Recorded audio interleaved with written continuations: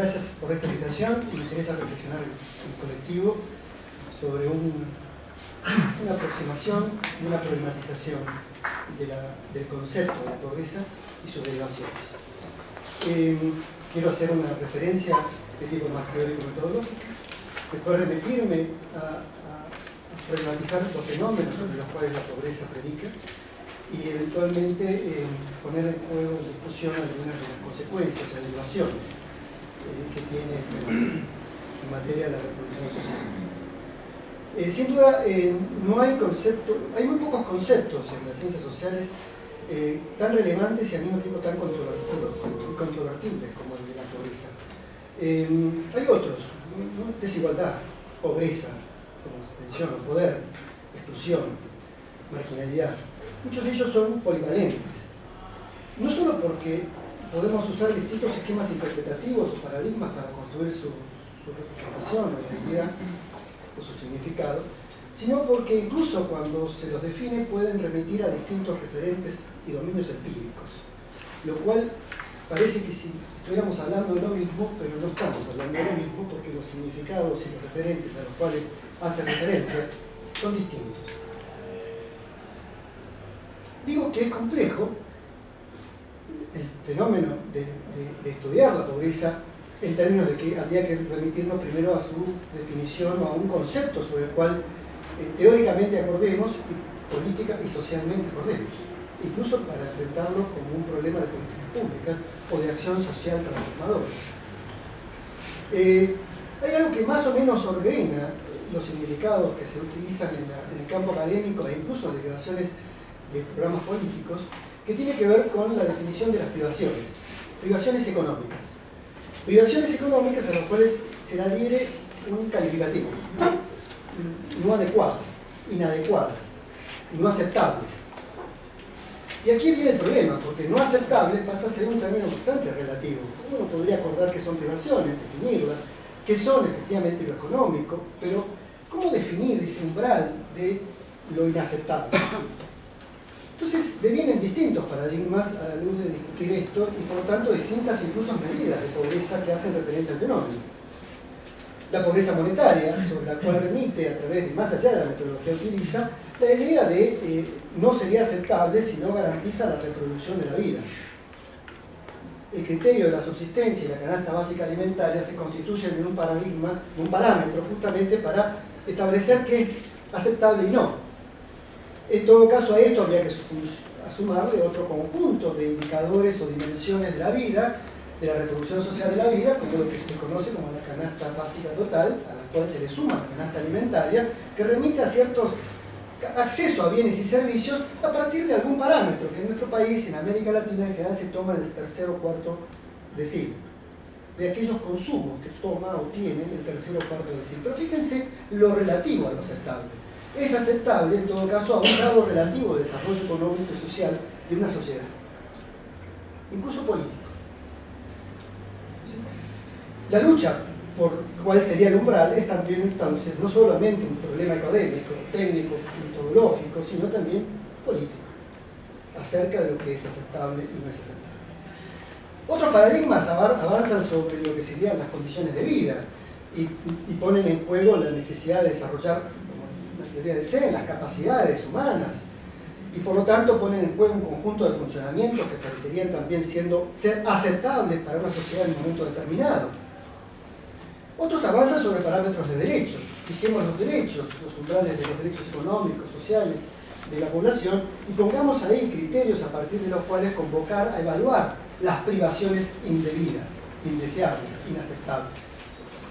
Ese último, al cual yo tiendo a adherir más, es aquel que nos permite plantear un marco epistemológico relativamente interesante acerca de dar justificación al por qué la privación sería inaceptable.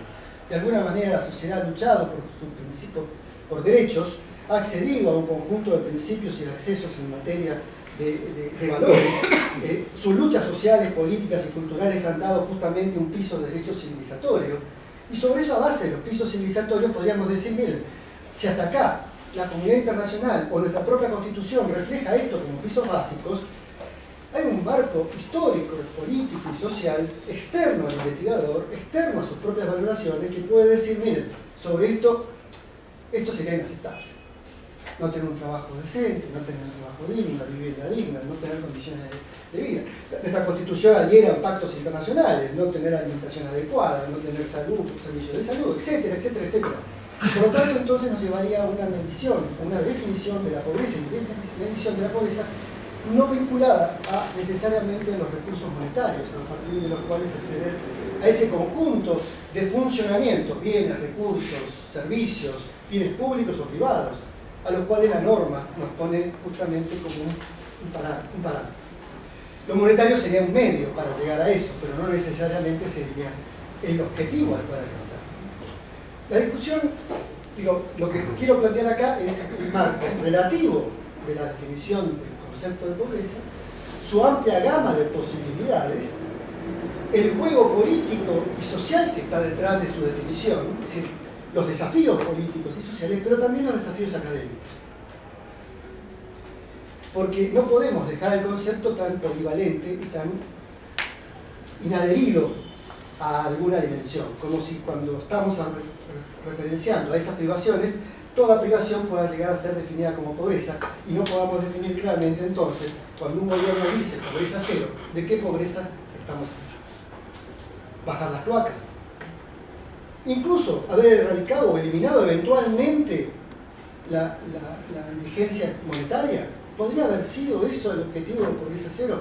No quedó claro, no quedó definido políticamente, no quedó definido académicamente, no quedó tampoco definido en los reclamos económicos, políticos y sociales a qué se hacía referencia cuando se decía hay que reducir la pobreza o erradicar la pobreza. Aclaro además que esta agenda no es solamente la agenda de movimientos sociales o políticos progresistas, sino también que es la agenda de organizaciones internacionales abocadas hoy justamente a evitar que se produzcan catástrofes sociales o económicas en el mundo, el Banco Mundial. Sin más ni menos. Entonces, en función de eso, la agenda de la lucha contra la pobreza, tan polivalente, ya sea que se mida por $2, por 5, por una canasta básica alimentaria, por los derechos, es una agenda amplia que incluso políticamente también es polivalente, política e ideológicamente. Luchar contra la pobreza entonces sería ¿qué? Darle mejores condiciones de vida en materia de ingresos a los más indigentes y por lo tanto reducir la indigencia monetaria o la pobreza monetaria habría sido un avance, o haber dado cloacas, o haber dado vivienda, o haber mejorado las condiciones educativas. ¿Cuántas de todas esas dimensiones significarían la caída de la pobreza o una mejora en la pobreza y mejoras en las condiciones de vida y cuáles no? Sí, es un tema, problema político y académico. Dicha esta referencia, no menos importante es preguntarse esas privaciones a qué se deben. E incluso podemos tener diferentes aproximaciones, pero en todo caso si hay un marco adecuado de acuerdo intersubjetivo sobre cuáles deberían ser los ejes prioritarios de evaluar esas privaciones, cabría preguntarse por qué estas privaciones y también cómo se revierten.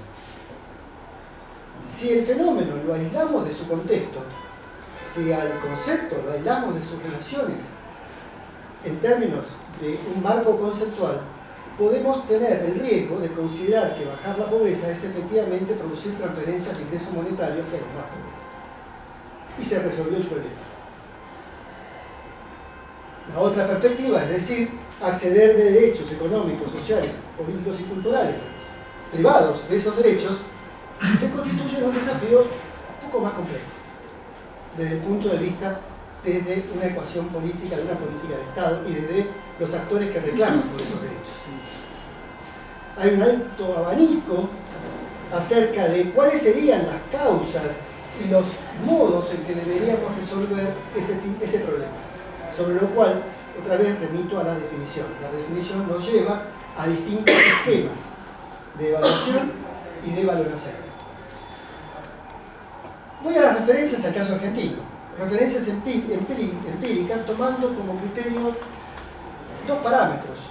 El parámetro de la pobreza monetaria, que oficialmente mide Argentina desde que se empieza a medir la pobreza en los años 80, e incluso algunos ejercicios que se hicieron en los años 70, de pobreza por ingreso, a través de la misma manera que lo hace CEPAL para o indicó, orientó CEPAL para casi todos los países latinoamericanos, usando ese criterio, pero también usando algún criterio vinculado a lo que tradicionalmente fueron los NBI, las necesidades básicas insatisfechas, y que hoy podría constituirse en lo que se llama pobreza multidimensional, basada en algún enfoque de derechos o de bienestar.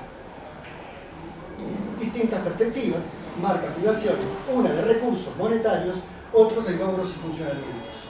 Eventualmente, metodológicamente, se los puede interactuar, como hizo Recari y Agustín en los años 80, y surgen tablas o matrices interesantes para evaluar qué ocurre en los procesos sociales, ¿sí? Cuando uno cruza justamente estas dos dimensiones.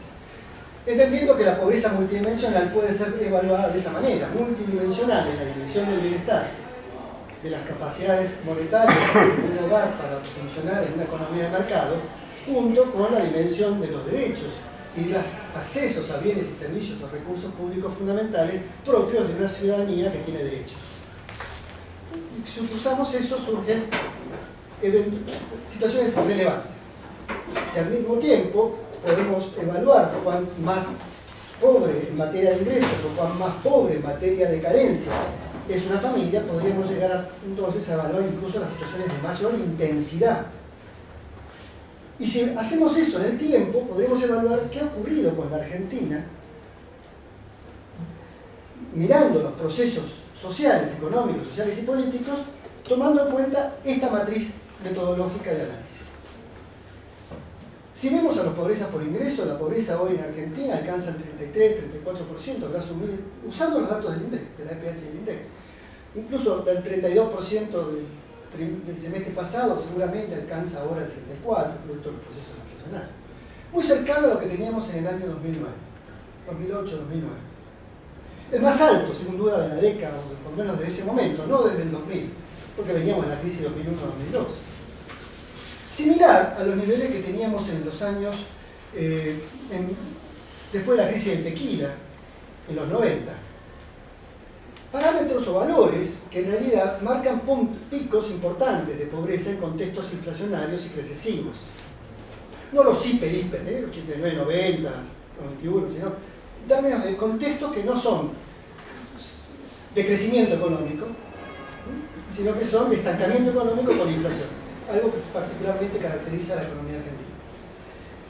No es extraordinario su valor, sí es alto, pero marca una tendencia en el tiempo, marcaría que difícilmente hemos podido bajar, usando los propios datos del 25 o 26%. Y que los picos de recesión alcanzan, o de inflación alcanzan estos valores. Y que en los momentos de crecimiento, y mejor crecimiento y distribución del ingreso relativo en Argentina de los años 2011-2012, se comparaban con los de 2017, más o menos, tal vez un poco menos, medidas seguramente, como plantea Lalo, con algunas distorsiones metodológicas al respecto, pero en todo caso niveles similares también a los que teníamos en el año 1994, 1993. Lo que viene señalando que la Argentina no viene bajando los niveles más bajos de pobreza, sino que en todo caso, cuando bien les va, los mantiene, y cuando mal nos va, aumentan los problemas de acceso a recursos monetarios que permitan en el mercado garantizar o la canasta básica alimentaria o bienes y servicios complementarios de acuerdo a esa medida de una clase media baja, ¿no?, que toma el segundo o tercer decil de ingresos del INDEC. Un problema estructural. Un problema estructural, la pobreza crónica, no porque, más allá de que sean las mismas personas o no, desde el punto de vista del dominio empírico, pensando en la propia economía o la propia sociedad, el sistema social, es una pobreza crónica. Una sociedad que no es que varía sus niveles de pobreza entre poco, algo, mucho, sino que, y conoce poco, sino que hay un nivel sobre el cual no puede atravesar, no puede descender, no puede bajar. Pongamos 20, 25%, un cuarto de la población en Argentina. Podría ser un tercio, depende también cómo construyamos la medida. Pero lo cierto es que hay algo que no varía en la Argentina en las últimas décadas. Lejos, obviamente, usando los mismos parámetros de medición, lejos seguramente del 7% de pobreza en los años 70, en el mejor de los años 1974. ¿Bien? con niveles de indigencia, pobreza extrema, la que no cubre la canasta alimentaria, de hoy por hoy de 7-8%, y donde venimos manejando un 6% en épocas kirchneristas o en épocas macristas, más allá de las variaciones del último periodo que han sido efectivamente, que han profundizado también incluso la indigencia y los problemas de alimentación a nivel de los hogares. Una situación entonces que se mantiene en el tiempo marcaría este indicador. Bien, bueno. Segundo indicador, la pobreza de derechos. Sin duda venimos mejorando. Sin duda venimos mejorando porque mejoramos en los bienes y servicios o recursos sobre los cuales la Argentina, las familias pueden acceder. Pero también, en todo caso, la vara no se nota a veces tanto porque también vienen aumentando los derechos. Y vienen ampliándose los derechos. Y si antes había que tener primaria completa, ahora hay que tener secundaria completa. Y si antes bastaba con que teníamos un hospital público eventualmente para poder atenderse, ahora tiene que ser un sistema complejo de atención médica. No todos acceden, correcto, pero básicamente cambian los derechos. Si antes consideramos que era un hábitat digno, determinadas condiciones comunitarias, hoy se introducen los temas del medio ambiente. En esas condiciones, cuando uno toma un conjunto de set de indicadores de salud, educación, trabajo, lo que tenemos es mejoras en el tiempo vinculadas a aspectos de infraestructura urbana o de infraestructura social y persistencia y continuidad o profundización en los problemas vinculados al acceso a un trabajo decente, a un mercado de trabajo que permita garantizar a través del empleo protegido un sistema de protección social y al mismo tiempo un ingreso de mercado que permita funcionar en condiciones económicas razonables. No tengo tiempo para ir describiendo todas las dimensiones, lo que es cierto que se viene avanzando en los derechos, que se viene avanzando en esos indicadores. Sin embargo, cuando uno mira y dice, si tomo al menos uno de estos, ¿cuánta población está afectada por esta pobreza en dimensiones de derechos? Tomando este ejercicio de 6 dimensiones, 60% de la población. Y si tomo 2 o más, 46% de la población. Y si tomo 3 o más, 31%, 29% de la población. 29% de la población. Otra vez, y ese 29% de la población se persiste en el tiempo. Y varía con condiciones desafortunadas, pero a su vez, cuando miramos la intensidad de los problemas que tiene ese 29-30% de la población a su interior, lo que vamos viendo es la profundización de las carencias, la acumulación mayor de carencias junto al problema de los ingresos. Un tercio de la población que estamos analizando bajo otra metodología que se persiste en el tiempo y que está excluida. No tengo mucho tiempo, lo que quiero señalar es que ¿a qué hace referencia este problema? ¿Simplemente a un problema de privaciones económicas inadecuadas? No. ¿Cuál es la matriz económica, social y política que la hace posible y la hace necesaria? Esa sería una pregunta de investigación. Y cierto. Y esa matriz política y económica que la hace posible y que la hace necesaria, eventualmente no ha cambiado cuando cambia el gobierno. Por lo menos por ahora. Sino que en distintos gobiernos, bajo distintas perspectivas y paradigmas, hemos estado un poco mejor o un poco peor, pero esa problemática de que sobra un tercio de la sociedad en Argentina se viene profundizando y agudizando. Un tercio que se constituyen en excedentes absolutos de fuerza de trabajo por los cuales tenemos que mantener cohesionados y controlados a través de más y mejores programas sociales, a través de más y mejores asistencia pública, a través de que la gente necesita sobrevivir de alguna manera y por lo tanto crea una economía social de la pobreza y movimientos cartoneros y organizaciones sociales luchan por la subsistencia a través de condiciones básicas de vida, pidiendo por más derechos. Bien, pero esa sociedad sumergida en el tercio de la estructura es muy distinta a la otra y la desigualdad en la distribución del ingreso y de los recursos productivos tiende a crecer en vez de reducirse. Muchas gracias.